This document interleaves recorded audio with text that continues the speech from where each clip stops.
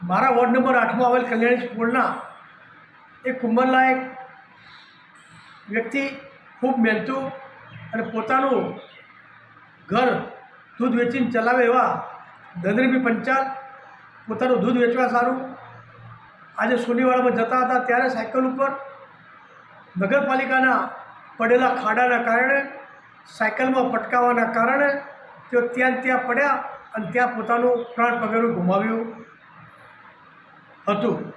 મારી આપણા માધ્યમથી નગરપાલિકાના નગરો તંત્રને વિનંતી છે, આ ભ્રષ્ટાચારી લોકોને વિનંતી છે કે તમે દર વર્ષે કરોડો રૂપિયાના પેચવર્ક કરાવો છો, દર વર્ષે કરોડો રૂપિયાના ખાડા પુરાવો છો, તો ખાડાનું પુરાણ ક્યાં જાય છે ખબર પડતી નથી। તમારા પાપે આજે એક ગરીબ ઘરનો દીવો બુઝાઈ ગયો છે। આ ઘર ખરેખર ગરીબ છે।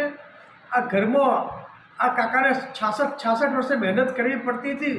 તો નગરપાલિકાના તંત્રને વિચાર કરવાની જરૂર છે કે આખા પાટણ સિટીમાં એમના વહીવટના કારણે પાટણ સિટીમાં તમામ જગ્યાએ ખાડા પડી ગયા છે અને હવે આ ખાડાના કારણે લોકો પોતાનો જીવ પણ ગુમાવી ગયા છે। નગરપાલિકાને વિનંતી, મહેરબાન કલેક્ટરશ્રીને વિનંતી, પ્રાંત અધિકારી સાહેબને વિનંતી, મામલતદાર સાહેબને વિનંતી કે આજે જે અમારા વિસ્તારના જે પંચાલ સમાજના જે કાકાને મરણ પામ્યા છે એમની ખૂબ આર્થિક પરિસ્થિતિ ખૂબ ખરાબ છે, ઘરમાં કમાવનાર કોઈ નથી, તો આ મોતને ડિઝાસ્ટર મેનેજમેન્ટની અંદર લઈ અને સરકાર તરફથી સહાય આપવા એવી આપને વિનંતી કરું છું। નગરપાલિકાને વિનંતી કરું છું કે ભ્રષ્ટાચારે તમારા ભ્રષ્ટાચારે માજા મૂકી જો કંઈક તમારામાં 2 પૈસાની શરમ બચી હોય તો ગામમાં ખાડા પુરાવાનું કરજો।